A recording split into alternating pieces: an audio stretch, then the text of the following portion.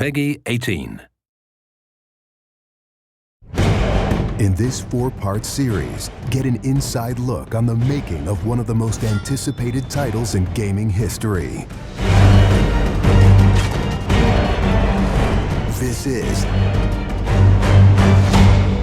Inside Assassin's Creed 3.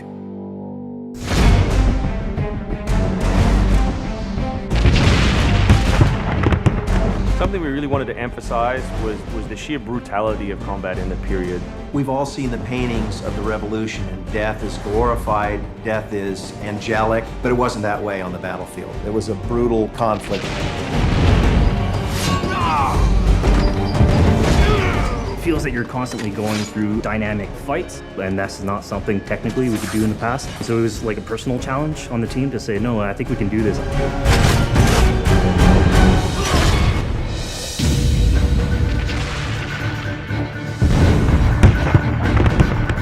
These armies are filled with different types of weapons. So, you have everything from muskets, you have grenadiers, you have guys with boarding axes. Being shot by a musket would be an awfully painful way to go. The caliber size of the ball was at least 3 or 4 times as large as anything that any modern military is using today. After the muskets were discharged, they would charge with their bayonets. What basically is a giant spear, and he has every intention of running that through you. They would shoot and then they would march, and that hand-to-hand combat was really brutal. And whether it's people using a bayonet affixed on the end of a musket, a small hatchet, this is a kind of killing that is very mano a mano.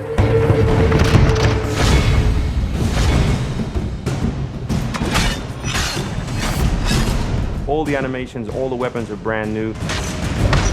It was interesting to start on a new style of fighting that is much more close and aggressive. Connor's favorite weapon is the tomahawk, obviously super deadly in hand-to-hand combat. Also the bow and arrow. It fits with his native heritage and it's lethal. The rope dart, it's a real accurate Chinese tool that we found the references for that period as well. He can use it from the ground, so he can bring the enemy towards him. It gives him the ability, for example, on a tree, to hang someone from above.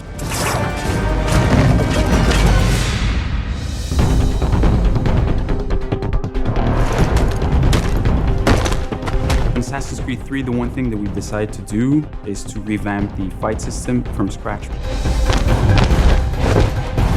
We wanted the skill in the combat in the game to be about transitioning from character to character by choosing the right moves, by performing them correctly. It allows you to basically mow your way through large numbers of people if you're good enough without stopping.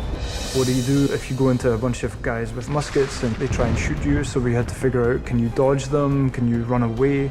And we've added all these options, but our big one is the meat shield, where you can grab a guy and he gets shot instead. Our mocap guys are stuntmen. We spend a long time with them rehearsing and figuring out exactly what would be the greatest choreography. We had to go through, like multiple people. Connor is trained in a very different style of fighting to the British soldiers. The close quarters flow of the combat that's happening between the punches, the kicks, and everything else is indicative of what happens in the real world. I'm very impressed by the moves that they do. It's cool to see push kicks and axe kicks and different sort of takedowns that are done correctly and very believable when they're done. Right hand right, punch to the face, boom, to the throat, to the groin, finish with boom. This is something new for us that we're really proud of. It's fast, it's fluid, and you go through these guys like butter.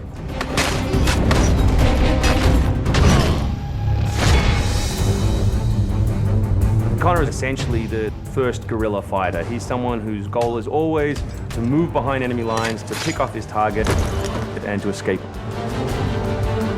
Employing guerrilla tactics, or what we now know today as asymmetric warfare, was something that truly was a component of the American Revolution.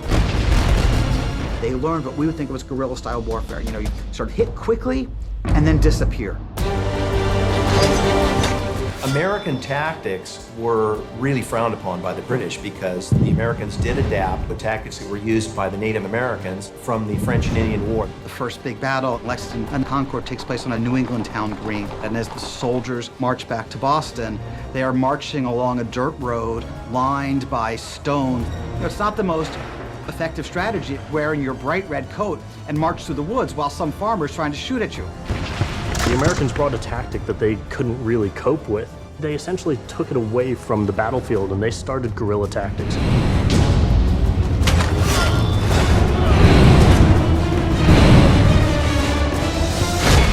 Next time on Inside Assassin's Creed 3, the hero behind the war. Connor is the hero of the American Revolution. He's a bit more like Dirty Harry. Connor is the current day Special Forces soldier. Silent, stealthy. He's fighting for freedom and he's fighting against tyranny.